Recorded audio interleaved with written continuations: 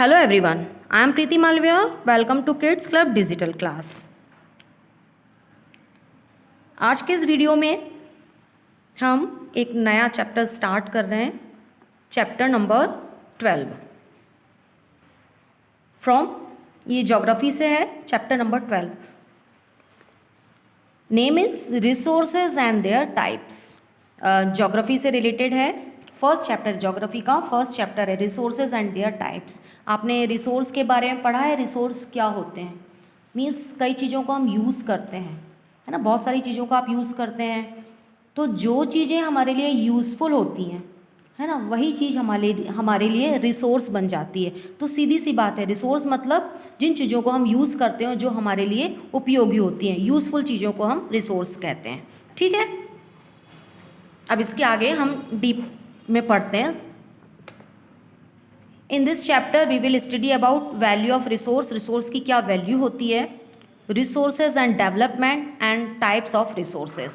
Okay.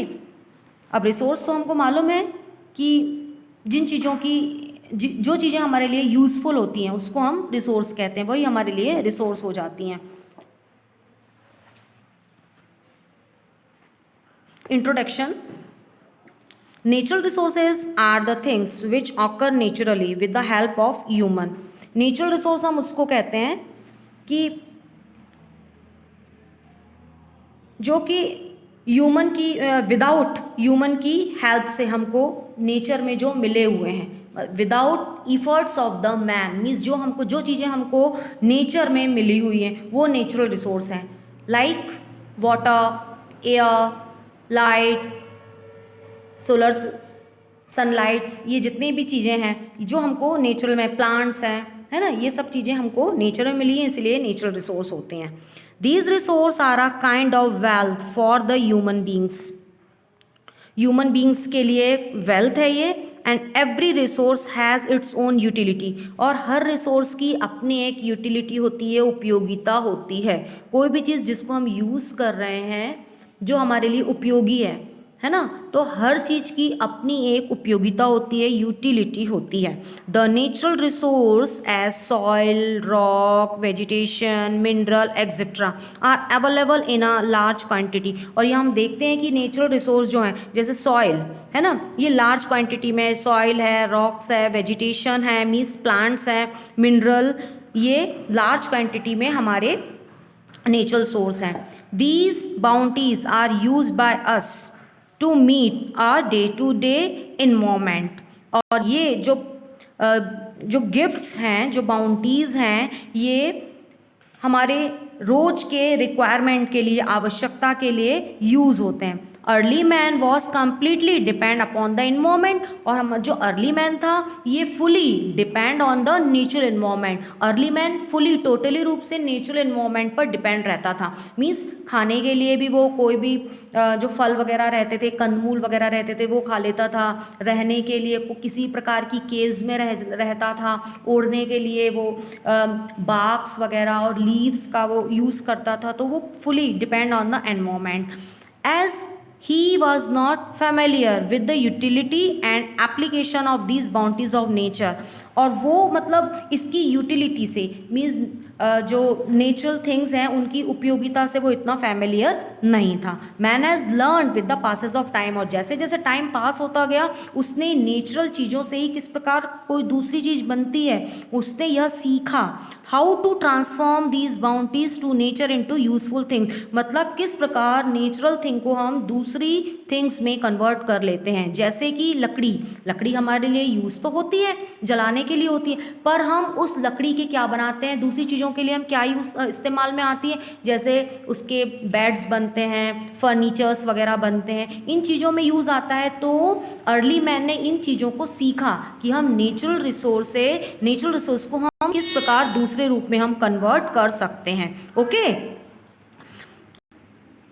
How to transform these bounties of nature into useful things in order to meet his diverse need. मतलब हमारी different type की आवश्यकताओं को पूरा करने के लिए हम किस प्रकार दूसरी चीज़ों को बना सकते हैं. The development of technology which can transform these bounties into useful article. Means technology का डेवलपमेंट हुआ कि किस प्रकार हम मतलब ये नेचुरल थिंग्स को हम दूसरे आर्टिकल्स में ट्रांसफॉर्म कर सकते हैं, has converted them into a essential use. For example a waterfall has the force which can be utilized to drive a water wheel to grind flour. When a technique is developed to use this force is falling water, it become a resource. अब यहाँ पर क्या हुआ, यहाँ पर एक waterfall का एक एग्जाम्पल दिया गया है कि which can utilise to drive the water wheel and grind flour means waterfalls natural है, वाटरफॉल नीचे जलप्रपात है। When a techniques is developed, अब इसमें एक टेक्निक्स को मतलब कोई भी टेक्नोलॉजी उसमें डेवलप किया गया तो मतलब फोर्स से पानी नीचे आता है, इट बिकम्स अ रिसोर्स। अब ये एक रिसोर्स हो गया जिसकी कि हमको आवश्यकता है। दस anything present in the nature is not a resource, जो भी चीज़ रिसोर्स नेचर में जो चीज़ प्रेजेंट है वह रिसोर्स नहीं है until some use of it been found, जब तक कि मतलब हम उसको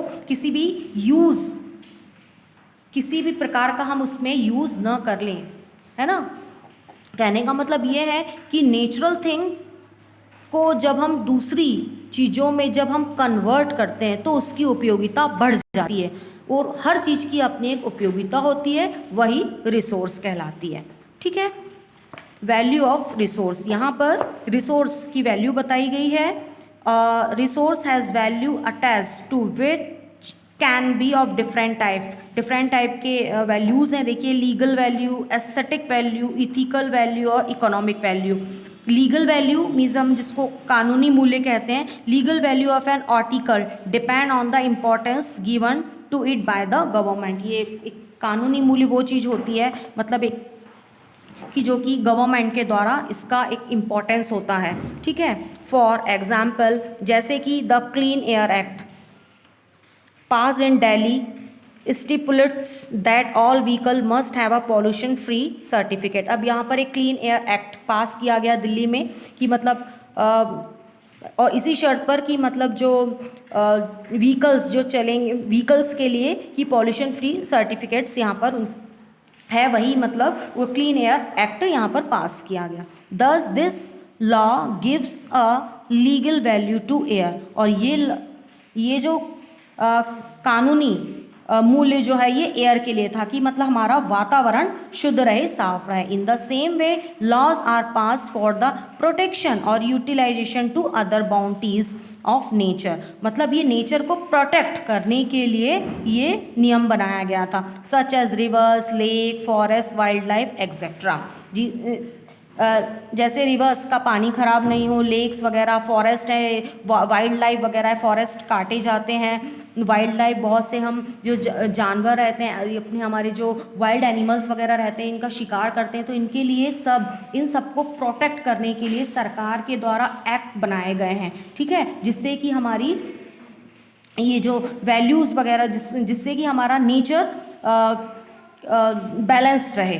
ठीक है, तो ये हमारा ये लीगल वैल्यू हो जाता है। अब एस्थेटिक वैल्यू ये सौंदर्य से संबंधित है। The natural beauty of our forest, जैसे कि नेचुरल ब्यूटी फॉरेस्ट हैं, माउंटेन्स वगैरह हैं, ये हमारे वर्ल्ड की ये नेचुरल ब्यूटीज़ होती हैं। River, lake, wild life etcetera, it preserve in order to provide aesthetic value, और इनको प्रिजर्व करके रखा जाता है तो इसकी एस्थेटिक वैल्यू है टू आवर नेचुरल रिसोर्स।